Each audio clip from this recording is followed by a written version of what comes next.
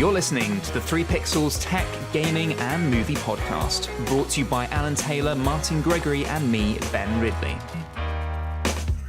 The biggest change to the first-person action genre this year is likely to be the Call of Duty franchise. Black Ops, weapons free. Let's do it live. Guess who's back?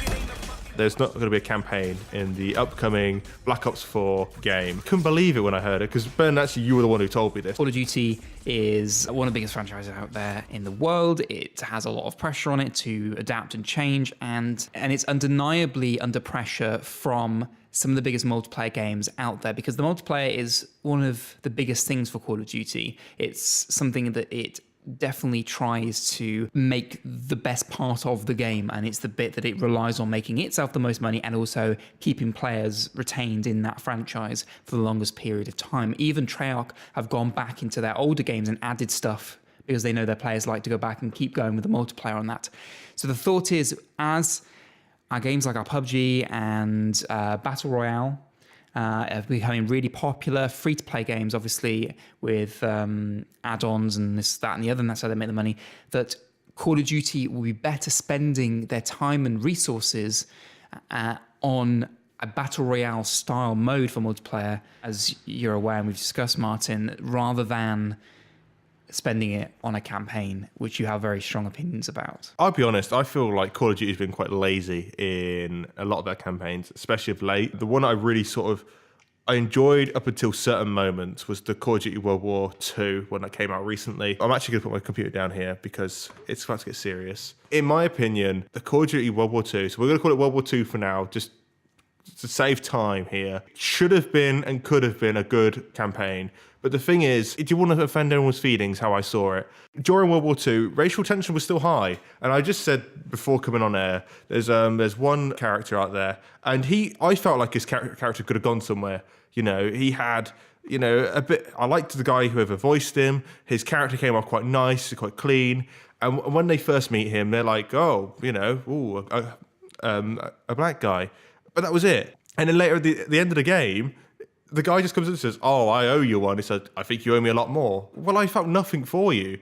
Give me something, show me some racial tension there, where like true to the era stuff at times just didn't feel true to the era at all. To me, it was too hand-holdy. And maybe I'm being quite mean here, but World War II, I'm going to break it down for you, was not a nice war. We talked about World War I. I think World War II was just as bad, if not worse. There was so much going on in the world. Like I said, racial tension, stock markets was crashing. People were pretty much killing each other for food at times. And there was obviously the hatred through Hitler. You could have really played on that sort of stuff. And maybe my standards were too high. And maybe I'm being too nasty with what I like in a game. But I just think it would have made better character development. I felt nothing for any of them. There was only one moment in it I thought, oh, okay, I feel a bit something now, is when, might spoil something here, when Zinnemann gets captured for like one mission, but he gets back straight away. It's like, if you built towards that, if you made me feel something for her, and that's the problem with Call of Duty, they don't make me feel anymore. So you didn't like the campaign? No. So why are you worried about the next one not having a campaign? Because the campaigns were fantastic. Call of Duty 4 was great. Call of Duty 5, World at War, is my favourite of all time. It used to be great. But that's just it. And they could still be great. Did you play the campaign more or did you play multiplayer more? Play campaign more for number 4. And for number 5, I played that a number of times. So Black you played the Ops, multiplayer less than 6 hours? I played Call of Duty 4 for 2.5 hours. And that was it, because I got sick of it. So at this point, maybe these games aren't for you then. Maybe they're not. Maybe, but I mean, COD 4 was early multiplayer anyway, so that was still a very early days. Well, I for one completely understand this business decision because they spend a lot of money on these campaigns. They hire, high-profile actors for a mediocre campaign that people play for 6 to 8 hours. And quite a few people don't even end up playing it. Loads of people don't even end up playing it. But if you want a good campaign, go to a game that has a good campaign. Play The Witcher. Hang on, let's just stop it right there. Let's just say that people come to this business model of let's not put campaigns anymore.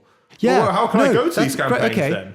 But Overwatch, PUBG, Fortnite, Dota. None of these have campaigns. But they're some of the biggest selling. They were set up to be multiplayer games. So this one's going to be set up to. Not really, because it was based on campaigns originally. Some of my favourite memories. But that's not what people go there for.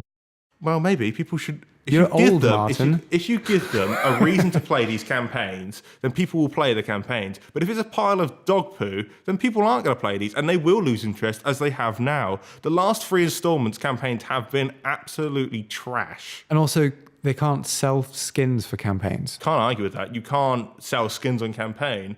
But whatever happened to like just the pure game and atmospheric of it all? What happened to that? What happened to like me coming back to it and playing these campaigns and thinking, wow, this is a really cool game? Whatever happened to that? Can I say what happened to it? No, honestly, please. Customers' expectations is what happened. So we went from the earlier days, the COD 4 days, where gaming was a lot simpler. The multiplayer experience was a lot simpler. The single player experience was a lot simpler. But now gamers are expecting their single player games to be HDR 4K, to play really high frame rate, to have great actors in them, to have a fantastic complex story, sometimes with multiple endings, to have long gameplay sessions. So all of this already adds a lot of money, but they also expect multiplayer experiences to be really dynamic, have crazy maps that do a lot of things, have the replayability, have the support, have the servers space, and be able to support all the players, be updated all the time. They're expecting a hell of a lot these days that wasn't expected. So it is only inevitable that there's a point where the publishers go, look at how much money we're spending on these things. And we're not going to be able to keep going in this same way because, look, I'm spending all this money on this multiplayer expectation and then on the single player expectation. For what purpose? When I can serve the majority of the audience through the multiplayer, side of things and meet that demand and put out a game that people know what they're going to walk into.